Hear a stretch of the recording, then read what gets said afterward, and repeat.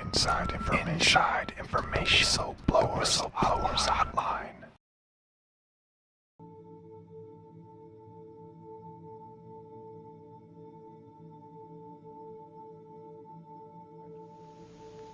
I will provide our intelligence and law enforcement agencies with the tools they need to track and take out the terrorists without undermining our Constitution and our freedom.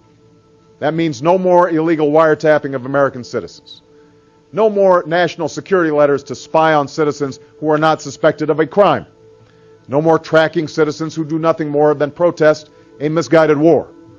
No more ignoring the law when it is inconvenient. That is not who we are.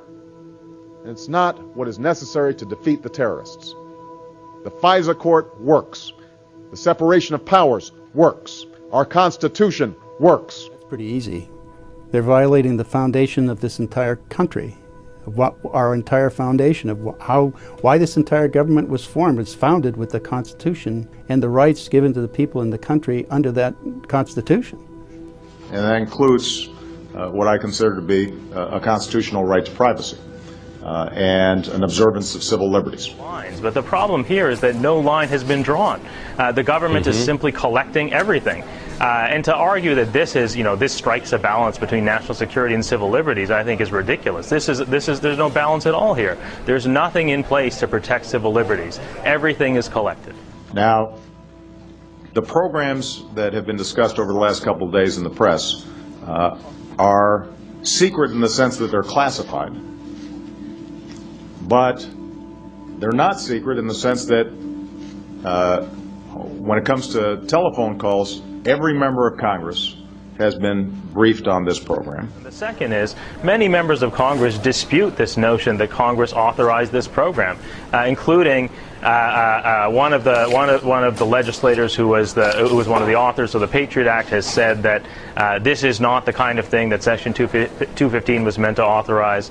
Senator Wyden, who you quoted just a minute ago, has said that this is a program that the law was plainly not meant to authorize. So there's with respect to all these programs, the relevant intelligence committees are fully briefed on these programs. These are programs that have been authorized by broad bipartisan majorities repeatedly since 2006. It's very, very difficult, I think, to have a transparent debate about secret programs approved by a secret court, issuing secret court orders based on secret interpretations of the law. Congress can't sanction a violation of the Constitution. Even if Congress had authorized all of this, there's still the question of whether it's constitutional. And that's something for a court to decide, not for Congress. There's no American who's going to be snooped on in any way unless they're in contact with some terrorist somewhere around the world. But to have an industrial scale surveillance system that's tracking my every activity and every transaction, every movement, and combining all this information together, that Stasi in East Germany would have drooled over this capability. And so I think at the outset it's important to understand that your duly elected representatives have been consistently informed on exactly what we're doing. It's not possible for the Congress to do the kind of vigorous oversight that the President spoke about if you can't get straight answers. When it comes to telephone calls, nobody is listening to your telephone calls. So now we get every Verizon customer, 113 million of them, participating in 1 billion phone calls a day, are potential suspects in the minds of the intelligence community of the United States because they might be speaking to someone overseas. They're looking for a needle in a haystack, and they have eviscerated the privacy rights of every piece of straw in the haystack, and that doesn't trouble them. That's not what this program's about. The NSA doesn't limit itself to foreign intelligence. It collects all communications that transit the United States. There are literally no ingress or egress points anywhere in the continental United States where a communication can enter or exit without being monitored and collected and analyzed. If these folks, if the intelligence community then actually wants to listen to a phone call, they've got to go back to a federal judge, just like they would in a criminal investigation. So I want to be very clear. Some of the hype that we've been hearing over the last day or so, nobody's listening to the content of people's phone calls. But I, sitting at my desk, certainly had the authorities to wiretap anyone, from you or your accountant to a federal judge to even the president if I had a personal email. Now, with respect to the internet and emails, this does not apply to U.S. citizens, and it does not apply to people living in the United States. Beyond that, we've got PRISM, which is a demonstration of how the U.S. government co-opts U.S. corporate power to its own ends. Companies like Google, Facebook, Apple, Microsoft, they all get together with the NSA and provide the NSA direct access to the back ends of all of the systems you use to communicate, to store data, to put things in the cloud.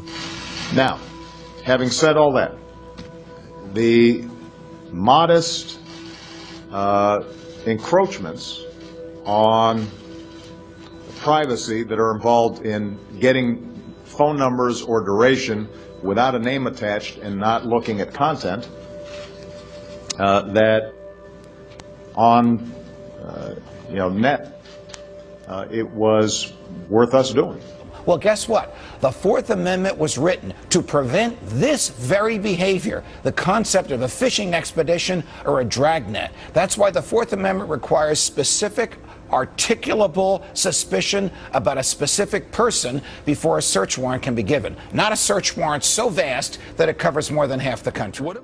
My guest today is William Binney, a whistleblower, former National Security Agency official. He was one of the first to reveal the agency's massive domestic spying program. Mr. Binney revealed that NSA sought and received access to telecommunications companies' domestic and international billing records, that it has intercepted somewhere between 15 to 20 trillion communications. Mr. Binney also claims that in order to cover its warrantless surveillance, the agency concealed it under the patriotic-sounding name Terrorist Surveillance Program. Does this scandal prove the notion that there is no such thing as privacy in a surveillance state? Well, yes, that's what I've been basically saying for quite some time. That's why they're building Bluffdale, because they have to have more storage because they can't figure out what's important, so they're just storing everything there. Mr. Binney, you blew the whistle on the agency when George W. Bush was president. With President Obama in office, in your opinion, has anything changed at the agency? In the surveillance program, in what direction is this administration taking? Yeah, change is that it's getting worse. They're doing more. The central government defines what is right and wrong and whether or not they target you. So it's not up to the individual, even if they think they're doing something wrong. If their position on something is against what the administration has, then they could easily become a target. They were building social networks on who is communicating and with whom inside this country, so that your entire social network of everybody, of every U.S. citizen, was being compiled over time. So they're taking from one company alone roughly 320 million records a day. That's how over time that's probably accumulated up to close to 20 trillion over the years. Your former colleagues, they probably look upon you as a traitor. How do you look back at them? Oh, that's pretty easy. They're violating the foundation of this entire country, of our entire foundation of why this entire government was formed. It's founded with the Constitution and the rights given to the people in the country under that Constitution. They're in violation of that. And under Executive Order 13526, Section 1.7, governing classification, you cannot classify information that just to cover up a crime, which this is. And that was signed by President Obama. Also President Bush signed an earlier executive order, a very similar one. If any of this comes into the Supreme Court and they rule it unconstitutional, then the entire house of cards of the government falls. The court is supposed to protect the Constitution. All these people in government take an oath to defend the Constitution, and they're not living up to their oath of office.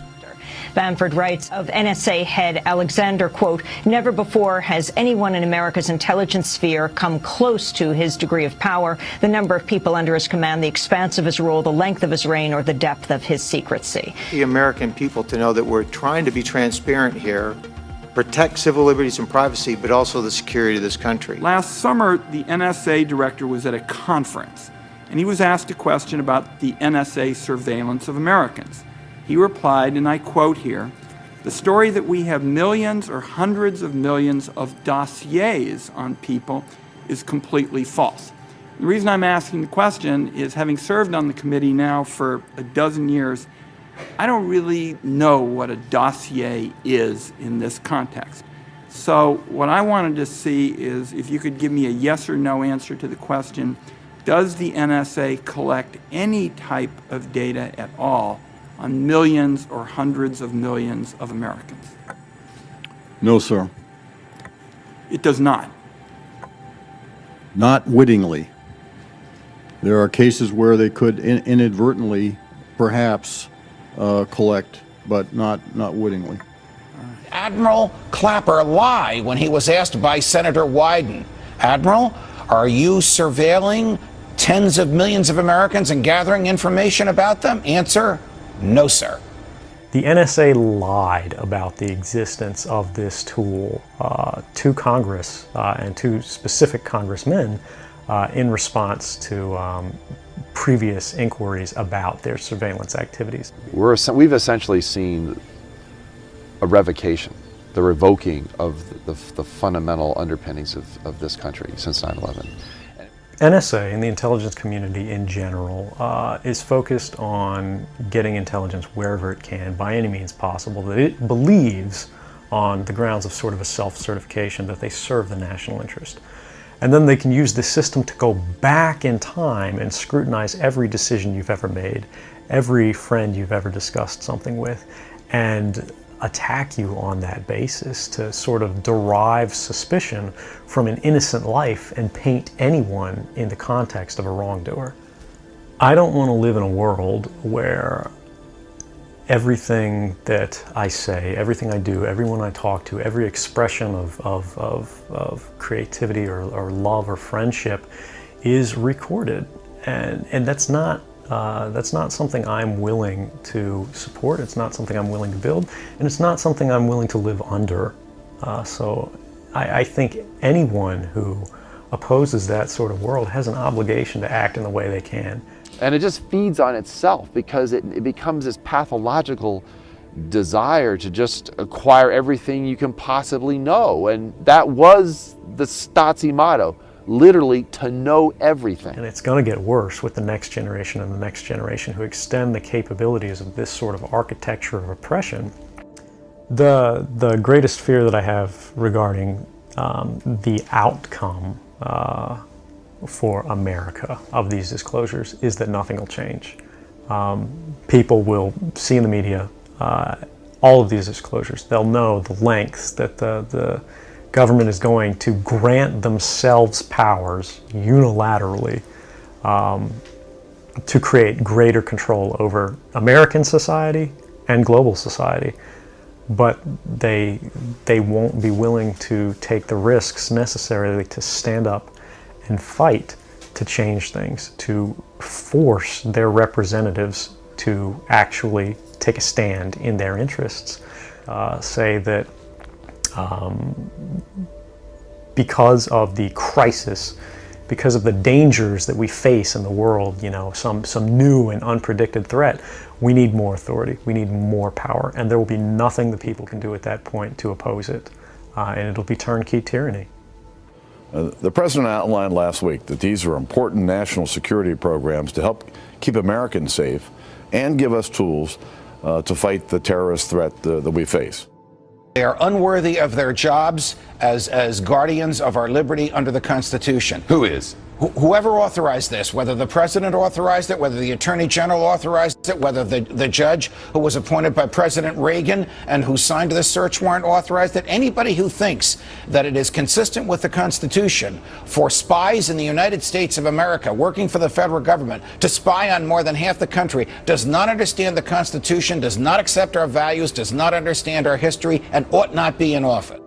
The people who are involved in America's national security, they take this work very seriously. They cherish our Constitution. The last thing they'd be doing is taking programs like this to listen to somebody's phone calls. Inside information. Whistleblowers hotline.